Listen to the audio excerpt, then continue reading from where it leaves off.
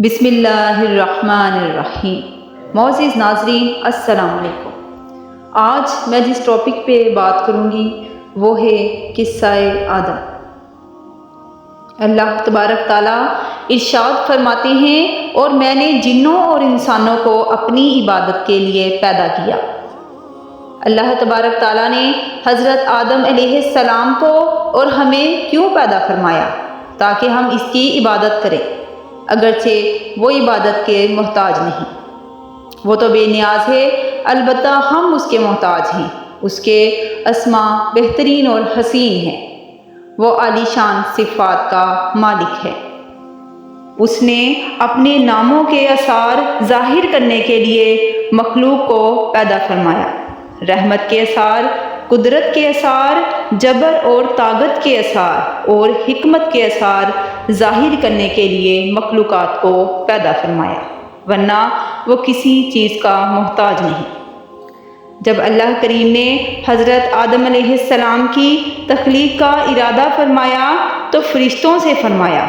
قرآن پاک میں ارشاد باری تعالیٰ ہے، جس کا ترجمہ کچھ یوں ہے، اور اللہ تبارک تعالیٰ نے فرشتوں سے فرمایا کہ میں زمین میں اپنا نائب بنانے والا ہوں، یعنی ایسی مخلوق بنانے کا اللہ تبارک تعالیٰ نے ارادہ فرمایا جو سوچنے اور سمجھنے کی قابل ہو، جو ظلم بھی کر سکتی ہو اور اس میں رحم کرنے کا مادہ بھی ہو، نفرت کرنے والی بھی ہو اور محبت بھی کر سکتی ہو، اللہ تبارک تعالیٰ کی عبادت کرنے والی ہو اور نافرمانی بھی کر سکتی ہو، یعنی اس میں ہر کام کرنے کی اہلیت موجود ہو۔ غرض یہ کہ اس مخلوق میں ہر طرح کی خصوصیت موجود ہو۔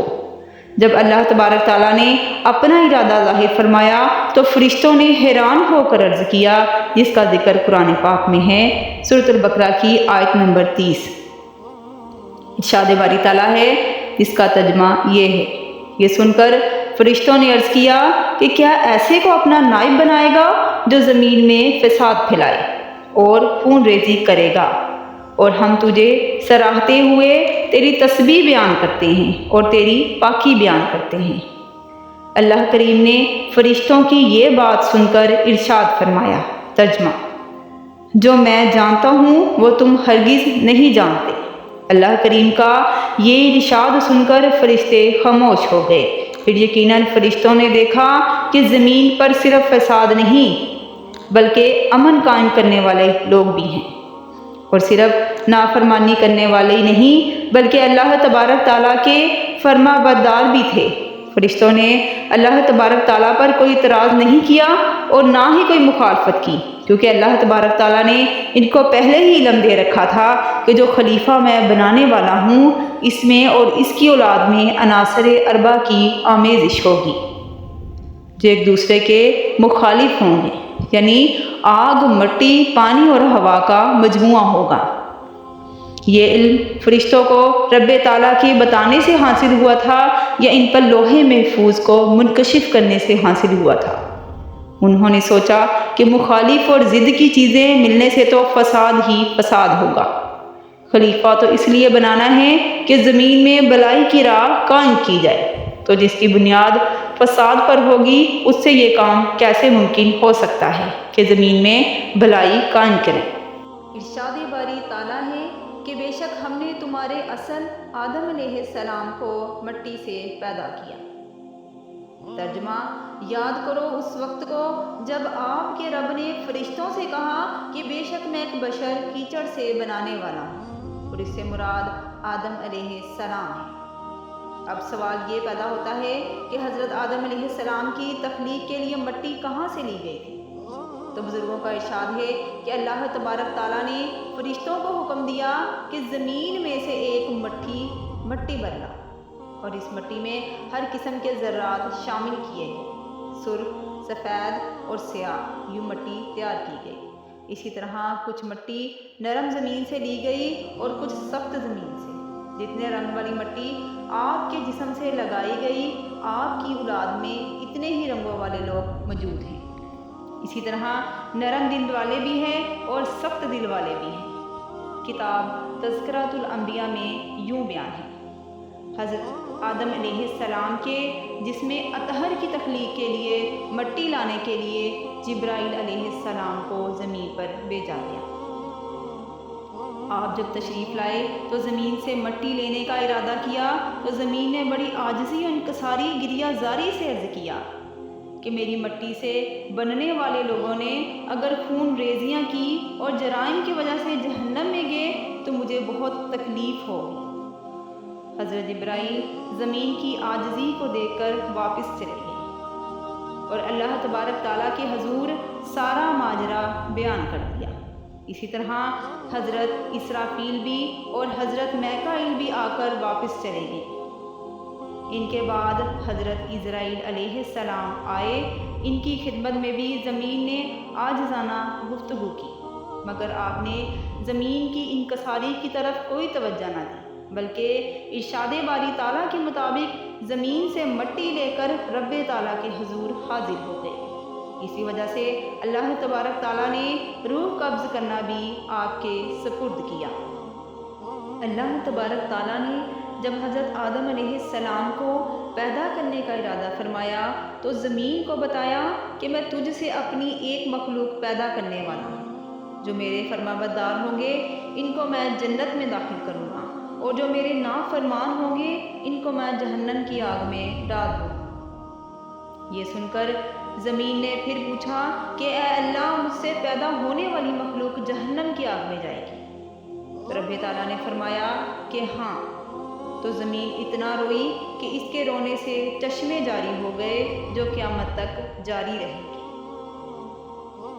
حضرت عزرائیل علیہ السلام جب مٹی کو لائے تو انہیں اللہ تبارک تعالیٰ نے حکم دیا کہ اسے صفا مروہ پہاڑیوں کے پاس رکھ دو، یعنی وہاں رکھ دو جہاں آج کل کعبہ شریف ہے۔ پھر فرشتوں کو حکم دیا کہ اسے مختلف پانیوں سے گارا بنائیں۔ پھر اس پر 40 روز بارش ہوئی۔ 39 دن تو غم و رنج کا پانی برسا اور 1 دن خوشی کا، اس لیے انسان کو رنج و غم زیادہ رہتے ہیں اور خوشی کم۔ پھر اسے مختلف ہواؤں سے خشک کر کھنکنے والی مٹی بنا کر اللہ تبارک تعالیٰ نے خود اپنی قدرت کاملہ سے آپ کے قالب کو تیار کیا۔ حضرت آدم علیہ السلام کی صورت دیکھ کر فرشتے حیران ہو گئے۔ فرشتوں نے کبھی ایسی صورت نہیں دیکھی تھی۔ وہ حیران ہو کر اس کے ارد گرد پھرتے تھے اور اس کی خوبصورتی پر تعجب کرنے لگے۔ ابلیس کو بھی اس کی خبر ہو چکی تھی، ابھی تک وہ مردود نہیں ہوا تھا۔ وہ بھی اس قالب کو دیکھنے آیا اور اس کے ارد گرد پھر کر بولا کہ تم اس پر تعجب کرتے ہو، یہ تو اندر سے ایک خالی جسم ہے جس میں جگہ جگہ سوراخ ہیں، اور اس کی کمزوری کا حال یہ ہے کہ اگر بھوکا ہو تو گر پڑے اور اگر خوب سیر ہو جائے تو چل پھر نہ سکے، اس خالی قالب سے کچھ نہ ہو سکے گا۔ پھر کہنے لگا، ہاں، اس کے سینے کے بائیں طرف ایک بند کوٹری ہے، یہ خبر نہیں کہ اس میں کیا ہے، شاید یہی جگہ ہو جس کی وجہ سے یہ خلافت کا حقدار ہوا ہو۔ اس کے بعد اللہ تبارک تعالیٰ نے روح کو حکم دیا کہ اس قالب میں داخل ہو جا، تو تمام حصوں میں پھیل جا۔ جب روح قالب کے پاس پہنچی تو جسم کو تنگ و تاریخ پایا، اندر جانے سے ٹھہر گئی۔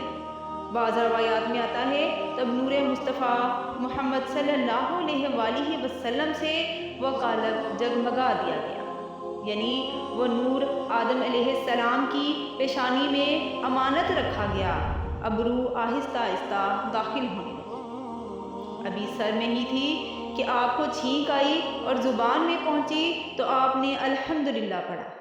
پھر اللہ تبارک تعالیٰ نے اس کے جواب میں یرحمک اللہ کہا، اور پھر اللہ تبارک تعالیٰ نے فرمایا کہ اے ابو محمد، میں نے تمہیں اپنی حمد کے لیے پیدا کیا۔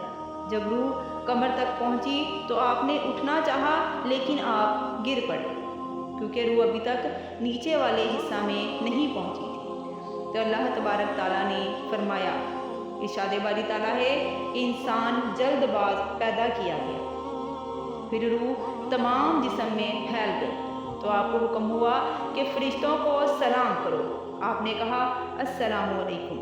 فرشتوں نے جواب دیا وعلیکم السلام۔ تو اللہ تبارک تعالیٰ نے فرمایا یہ ہی آپ کے لیے اور آپ کی اولاد کے لیے سلام کا طریقہ ہوگا۔ آپ نے عرض کیا کہ میری اولاد کون سی ہوگی؟ تو آپ کی تمام اولاد کو آپ کے سامنے کر دیا گیا۔ نبی کریم صلی اللہ علیہ وآلہ وسلم نے فرمایا کہ بے شک اللہ تبارک تعالیٰ نے آدم علیہ السلام کو پیدا فرمایا، پھر ان کی پیٹھ پر اپنا دست قدرت پھیرا اور آپ کی اولاد کو نکال ظاہر کیا۔ پھر فرمایا کہ میں نے ان کو جنت کے لیے پیدا کیا ہے اور یہ جنت والوں کا عمل کریں گے۔ پھر اللہ تبارک تعالیٰ نے اپنا دست قدرت آپ کی پیٹھ پر پھیرا اور آپ کی باقی اولاد کو ظاہر فرمایا، اور رب نے کہا کہ ان لوگوں کو میں جہنم کے لیے پیدا کیا ہے اور یہ جہنمیوں والے عمل کریں گے۔ فرشتوں کو آدم علیہ السلام کے سامنے سجدہ کا حکم۔ آدم علیہ السلام کی تخلیق سے پہلے ہی اللہ تبارک تعالیٰ نے فرشتوں کو حکم دے رکھا تھا کہ تم نے میرے خلیفہ کے سامنے سجدہ کرنا ہے۔ آدم علیہ السلام کی تخلیق کے بعد فرشتوں پر تمام چیزوں کو پیش کر کے ان کے نام پوچھے۔ جب فرشتوں نے اپنی عاجزی کا اظہار کر دیا تو پھر آدم علیہ السلام سے پوچھا اور آپ نے تمام چیزوں کے نام بتا دیے۔ حضرت ابن عباس، اکرمہ، مجاہد اور ابن جبیر رضی اللہ تعالیٰ عنہ کا ارشاد ہے کہ اللہ تبارک تعالیٰ نے آپ کو تمام چیزوں کے ناموں کا علم عطا کیا، یہاں تک کہ بڑے اور چھوٹے پیالے کے نام بھی بتائیں۔ اس معنی کے لحاظ سے اللہ تبارک تعالیٰ نے آپ کو تمام چیزوں اور ان کے ناموں کا علم عطا کیا، ہاں وہ پہلے پائی جا چکی تھی یا بعد میں پائی جانی تھی۔ بے شک سبحان اللہ۔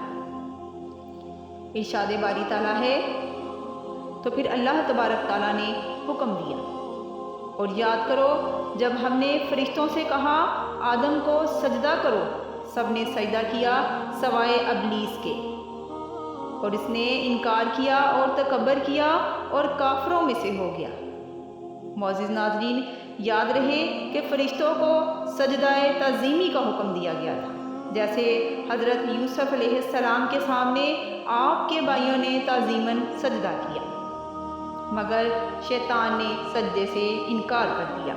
اس کے بعد شیطان کے ساتھ کیا ہوا اور اس نے سجدے سے انکار کیوں کیا، یہ سب جاننے کے لیے قصہ حضرت آدم part 2 channel guide of Islam per visit کریں، اور اگر آپ کو ہماری یہ کاوش پسند آئے تو ہمیں اپنی قیمتی رائے کا اظہار ضرور کریں، اور ہمیں اپنی دعاؤں میں یاد رکھیں۔ اللہ تبارک تعالیٰ آپ کا اور ہم سب کا حامی و ناصر ہو۔